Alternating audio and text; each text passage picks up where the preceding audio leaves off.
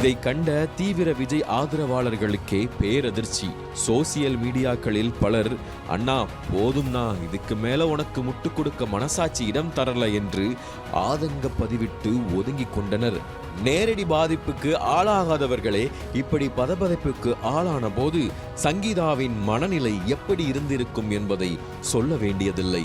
March 8 மகளிர் தினத்தை ஒரு நாள் முன்னதாகவே சனியன்று தனது மகளிர் அணி நிர்வாகிகளுடன் மகாபலிபுரத்தில் கொண்டாடவிருப்பதை அறிவித்த சில நிமிடங்களில் சங்கீதா தரப்புக்கு ஆத்திரம் அதிகமானது.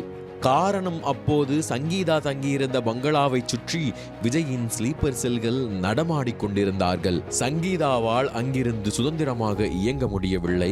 அவரை சந்திக்க வருபவர்கள் பவுன்சர்களால் தடுக்கப்பட்டனர். சங்கீதாவின் செல்போனுக்கு சிக்னல் கிடைக்காமல் இருக்க சில ஜாமர் வேலைகள் செய்யப்பட்டிருந்தன.